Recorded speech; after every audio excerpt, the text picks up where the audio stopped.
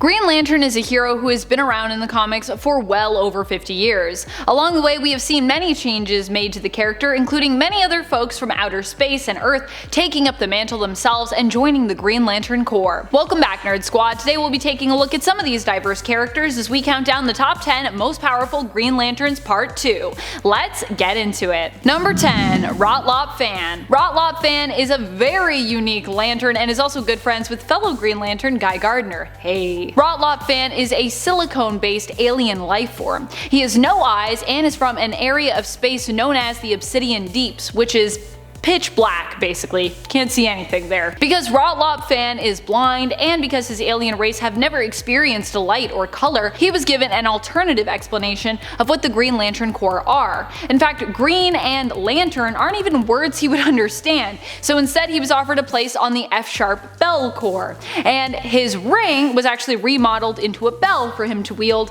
in the policing of his sector. Rotlop Fan even has his own unique oath to boot. Rotlop Fan's constructs, therefore, are always musical, and while he cannot see, his sense of hearing is extremely powerful, with him being able to hear from 4 sectors away and potentially even beyond that. That's really far. Number 9. Avra. Avra was one of the first Green Lanterns featured in the animated film Green Lantern Emerald Knights. Avra was actually the last of the 4 to be chosen and was not known for being particularly skilled or good at fighting. However, he proved to be the strongest of the first Green Lanterns, as it was Avra who ended up being creative enough to use his ring to create a construct, fighting back against the Dominators and inspiring their fellow Lanterns to also create constructs besides. Avra was also revealed as possessing the ring that would end up being passed down from lantern to lantern until Abin Sur would inherit it, and from there, Hal Jordan. It should be noted, however, that Avra only exists, I believe, in this film and is not part of the comic book continuity. Still, it's pretty neat, and I really like this story. And friends, before we move on to this next spot, if you are loving this Green Lanterns list and you want more Lanterns lists, green or otherwise, be sure to let us know by giving this video a thumbs up. And let us know what your favorite color of lantern is in the comments below. Number 8. Hanu. If we're talking about brute strength in terms of power levels, then one Green Lantern that needs to be highlighted is Hanu. Hanu is an alien who hails from Ovacron 6. On his planet, warriors are taught that to rely on a weapon in battle is a weakness, which means that Hanu tends to prefer and rely on his own strength over his constructs most days. This is a terrifying prospect considering just how strong he is on his own. Due to his alien physiology, Hanu is super strong and super durable, but he is also known for standing out in terms of his strength even among other warrior members of his race. Number 7. Jade. Jade is the daughter of Alan Scott, and when it comes to continuity is kind of a complicated character. I'm going to try to make this as uncomplicated as possible for y'all to understand if you're not as familiar with her. She was initially introduced in the New Earth continuity, making her first appearance in All-Star Squadron issue 25, volume 1 out of the 80s. She was the long-lost daughter of Alan Scott, who later in life connected with her twin brother and figured out the truth of her origins and her connection to the Green Lantern.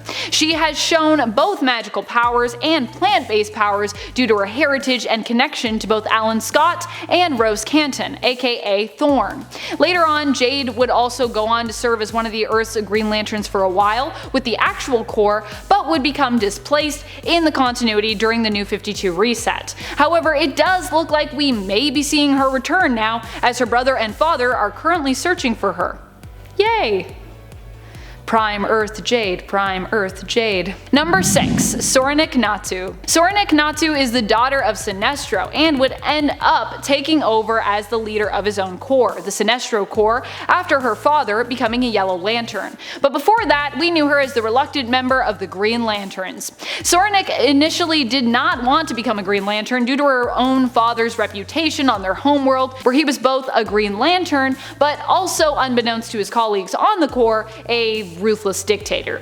She, like many, associated the Corps with oppression for this reason. Soranik, however, was also a surgeon and would accept the Green Lantern ring that came to her in order to save a patient's life, whose condition at the time was steadily worsening while in surgery. And then she basically kind of learned that Green Lanterns maybe aren't that bad. Number 5. Chip. While he may have gotten hit by a car in the main continuity, RIP, in the Injustice continuity, Chip is a badass. Chip is actually a Green Lantern who, while appearing as a chipmunk, is in reality an alien from the planet Huluvin. I'm sorry if I'm saying that wrong. I don't speak the same language, I'm sure, as Chip's race, but I think it's Huluvin. Huluvin. Huluvin? Haven? I always want to say it Haven, but that's definitely not right based on how it's spelled. In the Injustice reality, Chip proved just how mighty even his smaller stature can be when he used it to his advantage to hold Superman. Chip's explanation for this was that big powerhouses like Superman always underestimate the small opponents and don't really know how to guard themselves against tiny enemies and attacks as a result. Chip used his Green Lantern powers and small thinking to stop the synapses from firing in Superman's brain, rendering him completely immobile temporarily. Number 4. Abin Sur. Abin Sur was a capable and very important Lantern when it came to their history, as he is the Green Lantern who would pass on and in so doing be replaced by Hal Jordan, considered one of the greatest Green Lanterns of the modern age. Abin Sur could also be considered a very wise and fearless Green Lantern. He learned of the Blackest Night prophecy involving the downfall of the Corps, and also learned of his own fate, his death, and the one who is destined to inherit his ring. Beyond that, he was an inspirational Lantern and influenced other great Lanterns who would rise to prominence after him. As a teacher and a role model, he was quite powerful, and I think that should definitely count for something. Number 3. Mogo. Mogo is known as the Living Planet, and is a whole planet who is a member of the Green Lantern Corps. Though you might not know about it due to the facts that their membership has not been well recorded, they aren't very social, and they can't really attend meetings on Oa due to their strong gravitational field. While Mogo might be kind of restricted because they are a planet, they are also tasked with selecting all of the new Green Lantern recruits out in the cosmos, which gives them not only great responsibility, but great power as well. Also, if Mogo decided to create constructs and do that more often, they'd probably be like really crazy, cause they a planet. Number 2. Guy Gardner. I hear you, Guy Gardner fans. So many of you shouted out your love for this hero on part 1 of this list, and one fan, Toganium, even highlighted one of his most powerful superpowers, the ability to annoy anyone.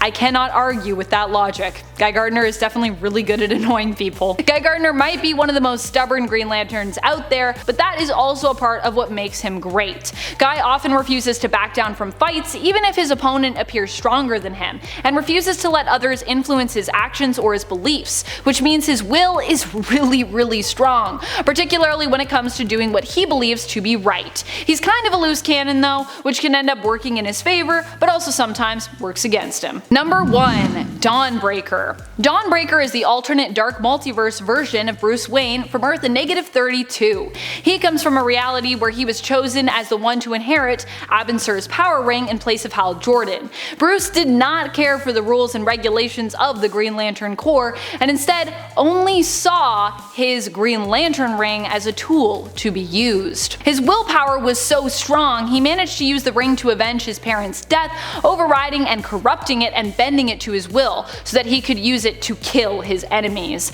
In the end, he faced off with the Green Lantern Corps and the Guardians of the Universe and killed all of them. That is how powerful Dawnbreaker is. So yeah. Who are some of your favorite Green Lanterns? Which do you think is the most powerful? What is your favorite kind of lantern? Is it green or is it one of the other colors on the spectrum? Let us know in the comments below. And speaking of comments, it is time to turn to some comments from one of our latest videos, Top 10 Most Powerful Marvel 1602 Villains. Billy Riley comments, the most powerful character of this timeline was whoever got Otto and Vic to swap names.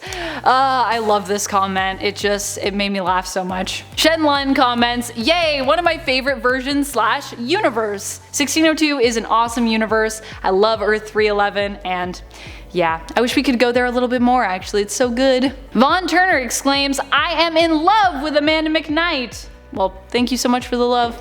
I don't really know what else to say, so just thanks. And that's all the time we have for comments today. Be sure to comment below for a chance to have your thoughts and feels shouted out in a future video. This has been Top 10 Nerd, and I'm your host Amanda McKnight, reminding you to stay nerdy, YouTube. So many of you shouted out your love for this hero on part 1 of this list, and one fan, And one fan, Toganium, even highlighted one of the Toganium